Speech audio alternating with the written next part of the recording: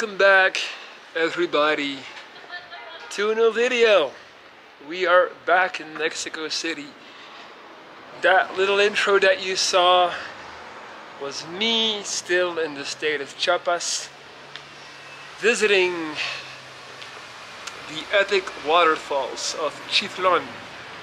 So let me talk about that first. I've been back about 4 days now, and what I like the most about this channel, my channel, is you always get to see me in different mindsets, different stages, and sometimes I might say things that I then later do a full 180 on, and I'm a firm believer in never editing or deleting content or to backtrack, because I think that's really the essence of the entire human experience, and that's what I'm trying to convey with this channel. So when I say that, I mean the video before this, and I haven't even, mind you, I haven't even seen it, like I haven't seen the recordings, like it's literally just stored on this data card that's in this camera right now. But I do remember being quite, I don't want to say cynical, but having a bit of a more, I don't know, a less bright outlook on the whole situation with the girl that I met. And I do remember her talking about how life is just hard and it's not a Disney movie. And after that video, as planned, I ended up taking her out on this trip. She only has 1 day off. She's a very hardworking, humble person, truly an amazing woman, and she had never seen the waterfalls of Chithlon, which are literally in her home area. So I was like, you know, you have to, like, I at least wanted to do that for her, you know, give her the opportunity to visit that. So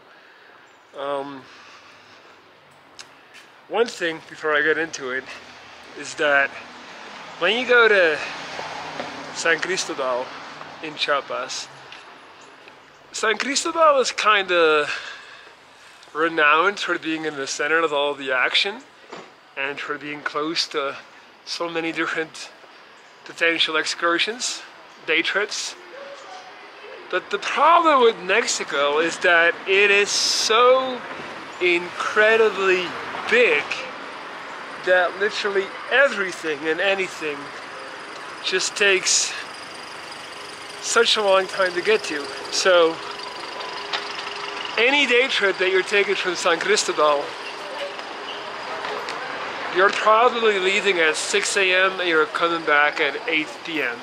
and you're spending at least 6 hours of your day in a small van, well, small for me, crammed in a van and just like in transit.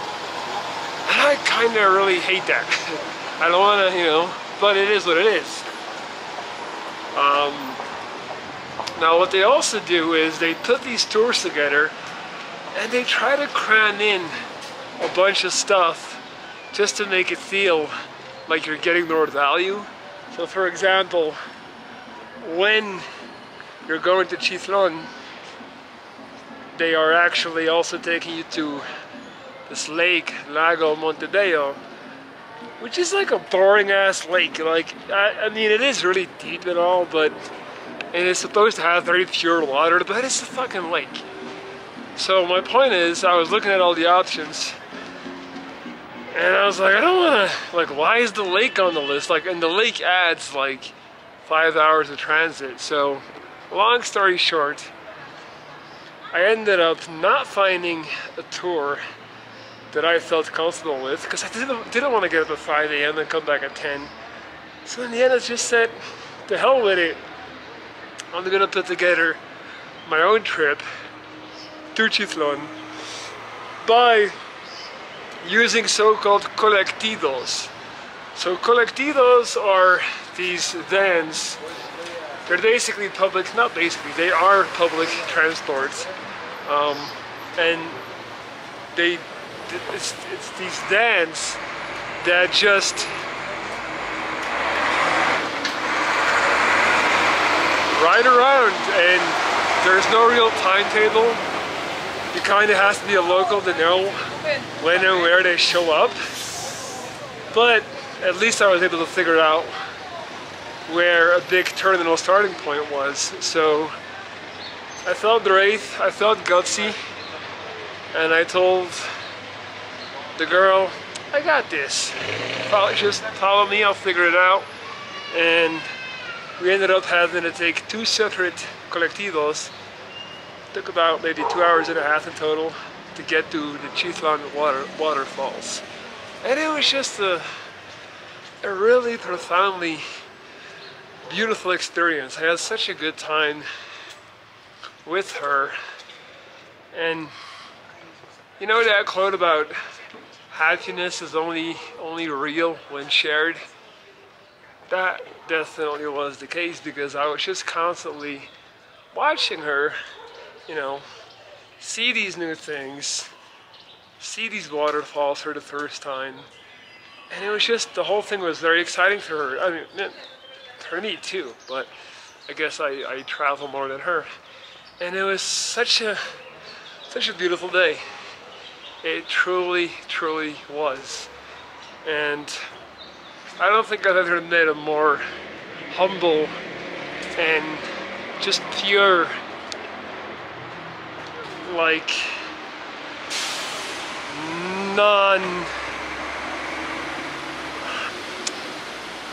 non-compromised person in my life. Compromise sounds bad, but my point is, there's just, she's just a person that obviously, you could say has missed out on a lot of stuff, growing up the way she did. But you could also look at it like, really, she still has a very pure outlook on the world and life, and she hasn't been corrupted by social media, all these crazy ass things that kind of make people go crazy in the Western world. So yeah, I'm still talking to her, I'm still in contact with her. Obviously the goodbye was a bit sad, but meeting her was an integral part of the whole trip to Chiapas, and it was absolutely amazing. And I did learn a lot from her, in a way. And it was just, yeah, a very special encounter. So I just kind of wanted to get that, well, talk about that first.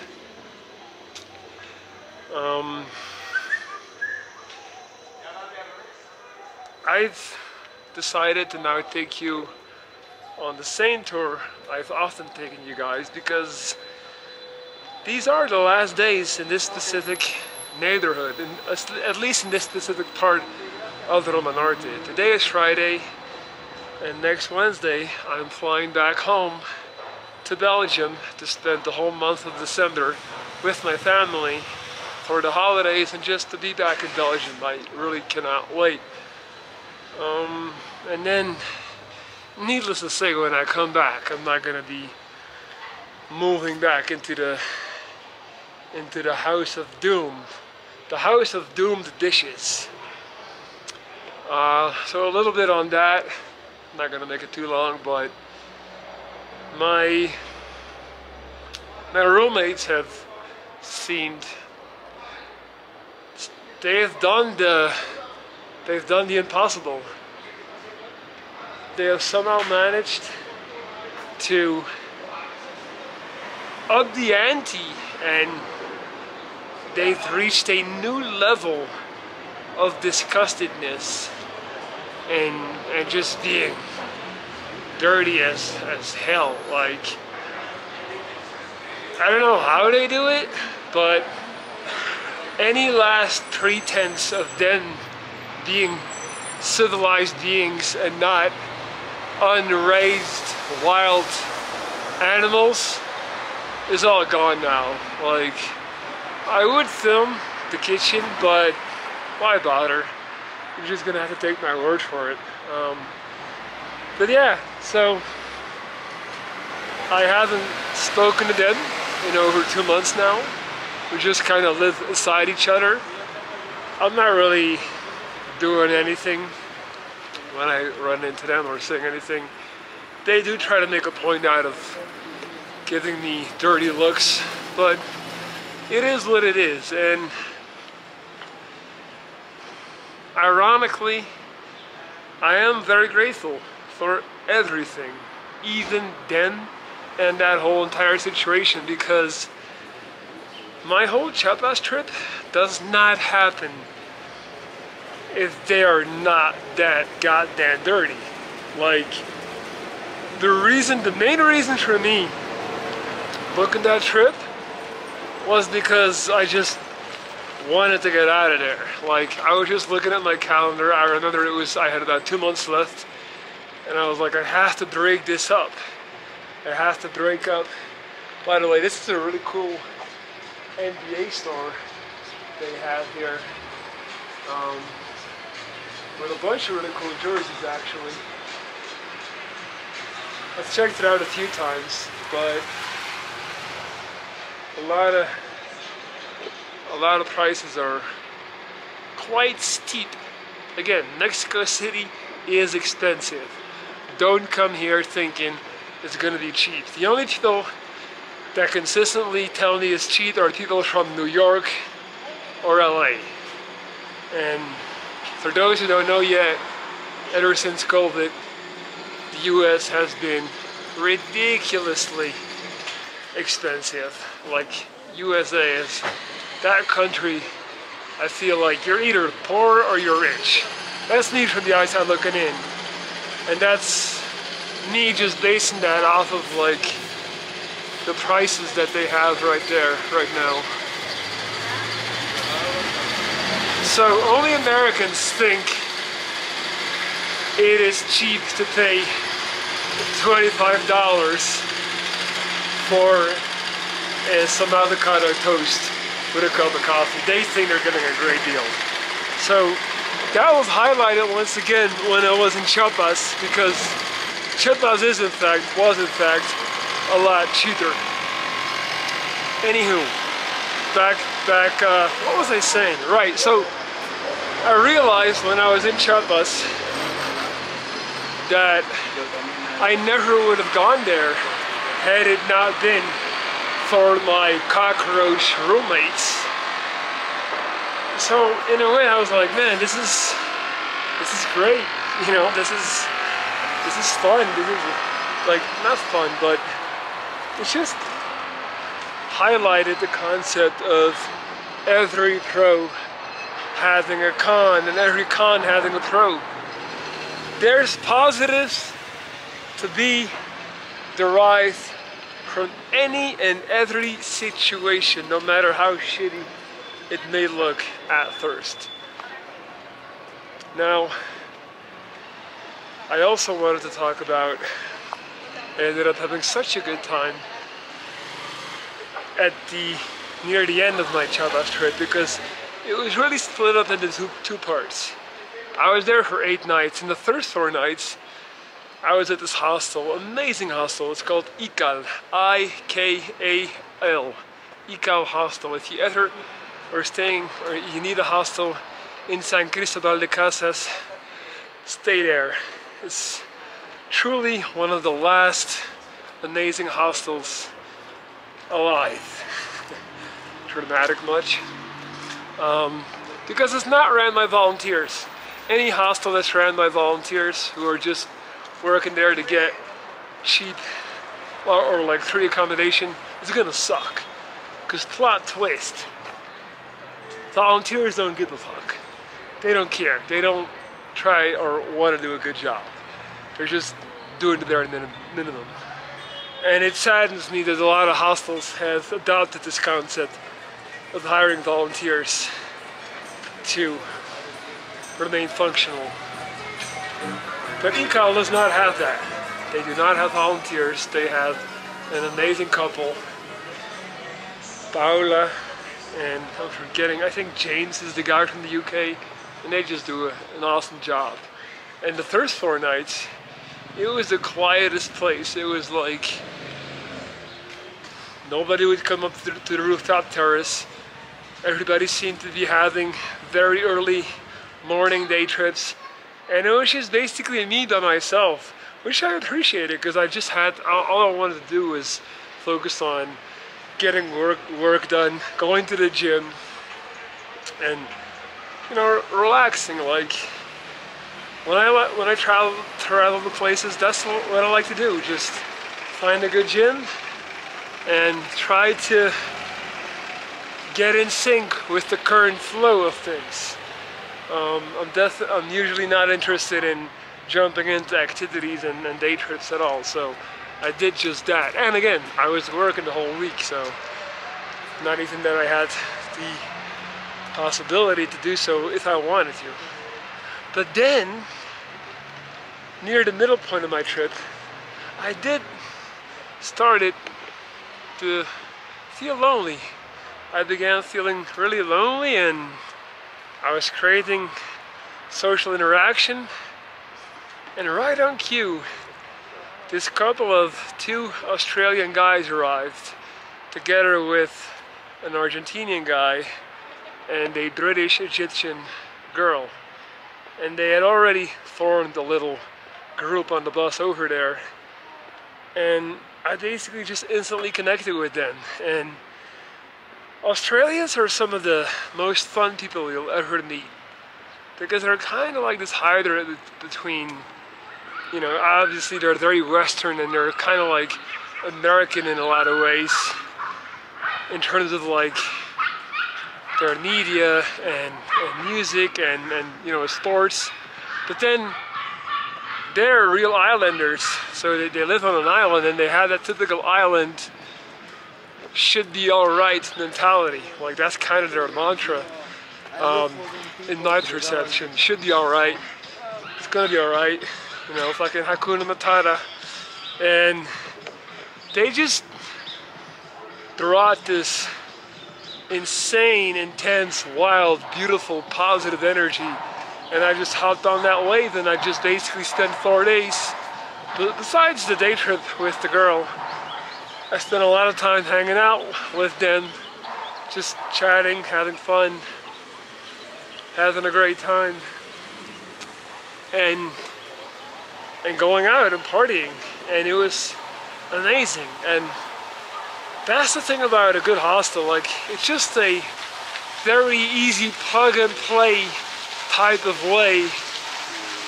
Anytime you want to feel 24 again, because I'm 35 at this point, but you just go to a hostel, you book a private room, so you have some luxury, some comfort, some privacy, and then you just jump on that wave of young backpackers who are usually like the most inviting and welcoming type of community, and you just get to kind of like, then you'll be a teenager again. And it's so much fun, and I really enjoyed that, and I really appreciated that. And I think the trip could not have turned out better. Like it had everything. It had, I found this amazing gym there. Like, it doesn't even make any sense to have this good of a gym in San Cristobal, and that's not to be disrespectful. It's just like that was maybe, in terms of equipment, that might have been the best gym I've ever trained in my life. Mind you, I've trained in Gold's gyms, I've trained in, a lot of really good gyms, so I had such a blast training there. I trained my ass off really hard, which, like, that's kind of my essence, just like, give me a good gym to train in, and I'm happy. I'm good. And I had that. I had the gym. I had the working out. I had the getaway romance. And then I had the parties and hanging out with the youngsters and just, you know, having the full-on beautiful hostel experience. So yeah, that's... Oh, and I ended up buying the sickest handmade jacket made by the local indigenous people, and you'll see it at some point. It's beautiful. The colors just are so vibrant and they just pop. It's amazing. And so I found this jacket that I'm like, I know I'll cherish for the rest of my life. And I've always said that, like, here we go.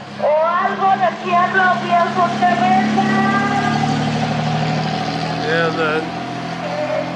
This is the megaphone capital, largest city I've ever lived in. And I don't know if it's because my time is running out and I'm going to Belgium next week for a month, but in the last, in the last 5 weeks, I've really had a feeling like this is home now. And you guys have been here throughout a lot of dark days and a lot of days where I had to really try my best to maintain an even keel and felt really lonely, but I can honestly say today, on this day, my life hasn't been this good since I broke up with Katya. Literally. Like, I have a really good set of friends now, a great social network. I'm out and about, I'm definitely in the mix, I'm having a lot of dates, I'm very active on that front. It's all coming natural. I'm in the best shape of my life, which is a direct result of me focusing even more on the gym because I was having a tough time emotionally. And again, that's why taking care of your body and bodybuilding and lifting weights is such a good baseline as a philosophy. You know, like, it's always there for me whenever I need, like, to regroup, or whenever I need to kind of find myself again or find a baseline to focus on. It's always there, and it has been there ever since my first cancer. Like, that's where it all started. That's where the obsession with focusing on building muscle started. I needed a goal, I needed something to make me feel productive and to make me feel like I wasn't wasting time, something to focus on to make me feel good about myself. And I've never given that up, and I never will. So when I landed back in Mexico City the other day, coming back from Chiapas, it felt like coming home. So I guess I'm on that third part of the curve now, where, you know, first you get somewhere, you love it, then you hate it, you want to go home, and then the third phase is that you actually finally adapt, and you actually love it, and it actually becomes home. So I'm hoping I've reached that.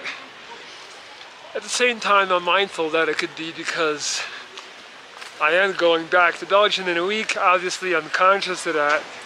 And it's always like that when the minute we know something is finite, the minute we know there's something is coming to an end, we tend to appreciate it more again. Like, think about having a bad relationship, fighting a lot with your partner, and then usually when you decide to break up, then all of a sudden it's like, oh, now it's fun again. Now I appreciate it again. And it's the same with traveling to an extent. So I'll be very curious to see how I feel when I come back in January, but that's not for me to worry about just yet. Obviously, I'm very excited to go back to Belgium though. Even though it's cold and rainy and gloomy, give me all of that. Like, I'm ready. I need a good, cold, cozy Christmas, staying at my parents' house. the Batcade training at my old gym back home, so very much looking forward to that. Aside from that, trying to figure out what else I can say in this little update. I've already looked at other options to move into when I come back, and it'll probably be a different Covide house. So I've always said all the people at the Covide organization have been awesome, and like it's really hard to deal with people that don't want to be clean and do dishes. Like it's hard for them to like take any kind of real action, so I don't blame them. But I have found this other house. It is slightly more expensive, and this, I'm not gonna lie, it is quite expensive. But at least for 2 months I think I could stay there and then try to find maybe another place to stay from that point on. So yeah, something I also noticed, and I'll conclude the video by talking about that. I feel like I've gotten so good at controlling stress and anxiety and nervousness. Like it's something that used to bother me. Sometimes I would become overwhelmed. But I feel like moving to Mexico City, such a chaotic city with so much going on, getting back into a full-time corporate job, having to adjust to so many things, has really kind of like trained me and hardened me and conditioned me to be better equipped at dealing with all those things that life throws at you. And I've just been realizing the last couple of months I've been really good at just always being centered. Like I don't get too high, I don't get too low, and it feels really good. Oh, by the way, today is actually Black Friday, literally today, and I did make another big order at Nootropics Depot. As you guys know, I'm all about health, longevity, and optimizing the nervous system, the body, really everything. And because of that, I'm very much into nootropics. And I do feel like a lot of nootropics, like some of them don't do anything at all, and some of them are almost like a miracle drug. So I've been experimenting with a few, and I just made another big order. And I'll just conclude this video for those who are interested by telling you guys what nootropics I still use to this day and which ones really work for me, because it might be interesting for you guys. Tonkat Ali 10%. This has been a staple. I do take less of it. I used to take it like every other day, and now I'm like, I only take it on days that I feel like I need that extra like boost in raw testosterone and energy, and like when I really need to tackle life, like when I'm having a big day at work, like I'll take one in the morning. I also changed, I used to take my Tonkat Ali on a sober stomach first thing in the morning, and now I prefer to have it after breakfast. Another big one has been Sabroxy, S-A-B-R-O-X-Y, Sabroxy, and it's basically like a legal Adderall. Like it really helps me focus, and I like to combine that with the Tonkat Ali, and I'm just like so productive and focused at work when I use that. Aside from that, I've been using omega-3, the good one, the one from Nordic something, I'm forgetting. If you just Google Nordic Natural, that might be it. Nordic omega-3, you should be able to find it. It's an expensive brand, but it's by far and large the best omega-3 I've ever used. Everybody should use omega-3. It's really like an amazing nootropic. Yeah, and then a few that I've also tried that I didn't like, Kistanche, or Kistanche, I don't know how you say it, C-I-S-T-A-N-C-H-E. Really had a bad effect on me. Didn't like that one at all. I've also tried Cognance, cognizance, I think. It's also all of these are from Nootropics Depot.